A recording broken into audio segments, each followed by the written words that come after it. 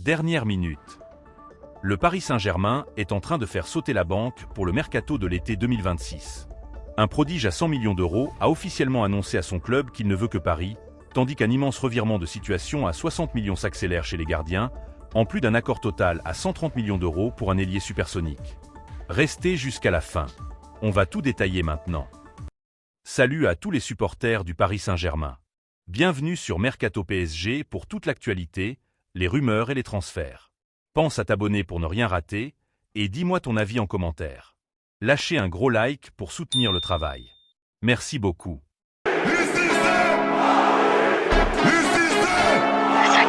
Commençons par le dossier de l'aile droite. C'est la fin du rêve mondial pour la Côte d'Ivoire en ce début de mois de juillet 2026. Éliminé d'entrée en 16e de finale de cette Coupe du Monde sur le score de 2-1 face à une équipe de Norvège très accrocheuse, les éléphants rentrent à la maison. Mais pour la pépite ivoirienne Yann Diomande, cette élimination marque surtout le début d'un tout autre tremblement de terre, bien loin des terrains américains. Le phénomène de 19 ans, qui fait actuellement les beaux jours du RB Leipzig en Allemagne, va enfin pouvoir se pencher sur son avenir en club. Et devinez quoi? Le Paris Saint-Germain est prêt à tout rafler pour s'offrir le joyau. Sur le plan tactique, Luis Enrique en a fait l'une de ses priorités absolues pour dynamiter les couloirs du Parc des Princes. Avec sa vitesse supersonique, sa capacité d'élimination redoutable en 1 contre 1 et son profil de dynamiteur d'espace, l'ailier est perçu par la cellule de recrutement parisienne comme l'élément parfait pour s'intégrer au jeu de possession ultra exigeant du technicien espagnol. Et selon les informations exclusives dévoilées par le journaliste Fabrice Hawkins sur le plateau de l'Afterfoot, le club de la capitale a déjà frappé un coup de maître en coulisses. Un accord total à d'or a déjà été trouvé entre le joueur et le Paris Saint-Germain. Les deux parties se sont entendues autour d'un contrat de longue durée portant sur 5 saisons. Financièrement, c'est un véritable pont d'or pour le jeune joueur, avec des conditions salariales qui pulvériseraient littéralement ses revenus actuels en Bundesliga, lui garantissant un statut de star européenne. Le message du clan Diomande est limpide, il veut rejoindre le PSG. Mais attention, car dans le football moderne, obtenir le « oui » du joueur n'est que la première étape d'un marathon financier particulièrement rude. La stratégie très agressive employée par Luis Campos et Nasser Al-Khelaifi pourrait bien coûter une fortune au club de la capitale. Sur ce dossier complexe, des cadors européens comme Liverpool sont également à l'affût. Mais là où les dirigeants anglais ont joué la carte de la diplomatie en contactant d'abord l'état-major du RB Leipzig, le PSG a préféré foncer directement sur le joueur pour verrouiller ses envies. Une méthode qui a le don d'agacer profondément outre-Rhin. Comme l'a très justement analysé Kevin Diaz, directeur sportif et consultant sur l'antenne de RMC, contourner le club employeur est un jeu extrêmement dangereux. Si un club discute avec un joueur sous contrat sans l'aval de sa direction, il doit s'attendre à des représailles économiques sévères à la table des négociations. Le RB Leipzig, réputé dans toute l'Europe pour être intraitable en affaires et pour revendre ses pépites à prix d'or, ne compte faire absolument aucun cadeau à la direction parisienne. La sanction est tombée. Pour libérer son attaquant vedette, la formation allemande exige désormais une indemnité de transfert hallucinante estimée à au moins 130 millions d'euros. 130 millions d'euros. Un montant colossal, digne des plus grandes transactions de l'histoire du football, qui viendrait directement impacter la marge de manœuvre du PSG par rapport au fair-play financier. Alors, ce transfert XXL est-il déjà plié? Du côté de la presse britannique, l'optimisme est de mise. Le spécialiste du Daily Mail, Lewis Steele, a pris la parole dans le podcast Mediameters et son verdict est sans appel. Il se dit sûr à 95% que l'international ivoirien portera le maillot rouge et bleu la saison prochaine. Le joueur veut Paris, l'accord contractuel est scellé, mais la balle est maintenant dans le camp des financiers parisiens. Le PSG va-t-il accepter de signer ce chèque pharaonique de 130 millions d'euros pour finaliser le deal de l'été? La guerre des millions ne fait que commencer. Passons maintenant au poste de gardien de but où la situation s'enflamme totalement. Coup de tonnerre au Paris Saint-Germain. Alors que tout le monde pensait le poste de gardien de but enfin stabilisé, la direction parisienne prépare un incroyable revirement de situation sur le marché des transferts. Souvenez-vous, il y a à peine un an, le board parisien n'avait pas hésité à sortir le chéquier en déboursant plus de 50 millions d'euros, bonus inclus, pour s'attacher les services de Lucas Chevalier. Un investissement financier colossal qui laissait présager une vision à long terme. En parallèle, Matvei Safonov a montré des choses très satisfaisantes ces derniers mois, rassurant une bonne partie des observateurs. Mais voilà, au PSG, l'exigence dictée by Luis Enrique est absolue et repousse sans cesse les limites. Le technicien espagnol réclame un véritable maître à jouer depuis sa surface, un profil d'élite mondiale capable de briller par son jeu au pied sous une très haute pression, une condition non négociable pour asseoir sa philosophie de possession. Et cette obsession tactique a un nom, Diogo Costa. Le dernier rempart du FC Porto et de l'équipe nationale portugaise est devenu la nouvelle cible prioritaire de Luís Campos.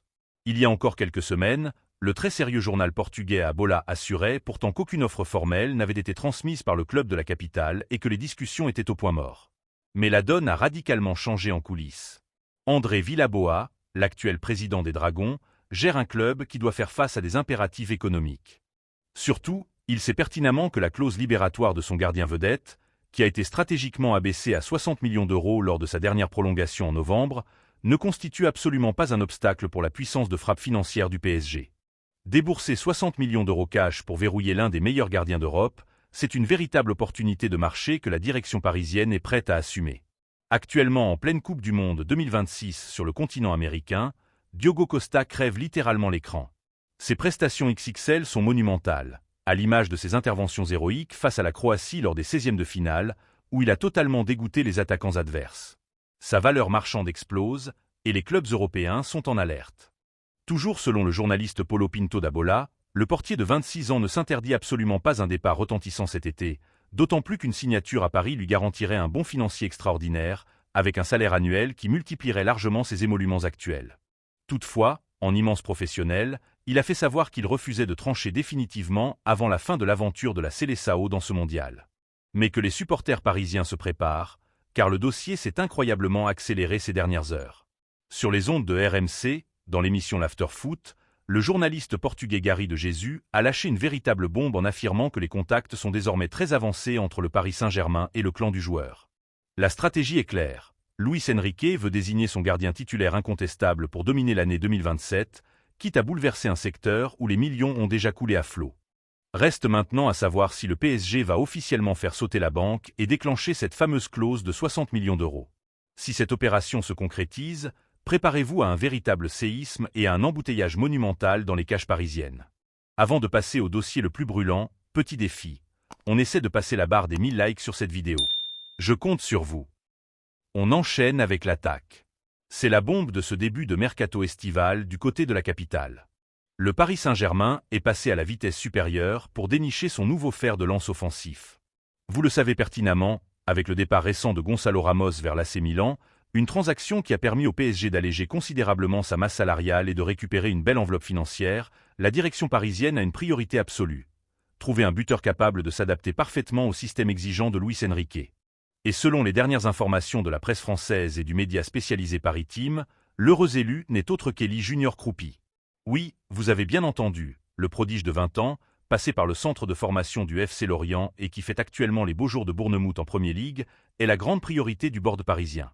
D'après les indiscrétions de Paris Team, un accord total aurait même déjà été trouvé entre le joueur et le Paris Saint-Germain concernant les contours de son futur contrat. On parle ici de conditions salariales qui reflètent parfaitement le nouveau statut que Paris souhaite lui donner, avec des revenus annuels qui feraient un bond spectaculaire par rapport à ses émoluments actuels en Angleterre. Mieux encore, l'attaquant français aurait officiellement tapé du poing sur la table. Il a informé la direction des Chéris de sa volonté inflexible de rejoindre le Parc des Princes dès cet été. C'est un signal extrêmement fort envoyé par le clan Kroupi, qui met une pression maximale sur le club britannique pour forcer son départ. Sur le plan purement tactique et sportif, ce choix est tout sauf un hasard de la part de Luis Campos et Luis Enrique. Le technicien espagnol cherche un profil très spécifique pour animer son attaque. Fini le numéro 9 de fixation, un peu trop statique, le coach parisien veut de la mobilité, de la percussion et une capacité phénoménale à répéter les efforts de pressing haut. À seulement 20 ans, Kroupi coche absolument toutes les cases de la data parisienne.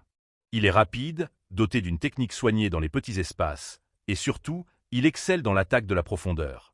Comme le révèle le média britannique TEM Talk, le staff parisien voit en lui le candidat idéal pour succéder à Gonçalo Ramos et dynamiter les défenses regroupées de Ligue 1 comme celle de la Ligue des Champions. Capable de s'intercaler entre les lignes et de combiner parfaitement avec des ailiers explosifs comme Ousmane Dembélé ou Bradley Barcola, son profil de faux neuf ou d'attaquant ultramobile colle exactement à la philosophie de possession prônée par le staff actuel. Mais attention, si la volonté du joueur est claire, l'aspect financier de l'opération s'annonce tout simplement titanesque. Nous parlons ici d'un transfert qui pourrait marquer l'histoire de ce mercato. Rejoindre le PSG représenterait un saut financier monumental, mais Bournemouth n'a absolument aucune obligation de vendre. C'est là toute la complexité du marché anglais.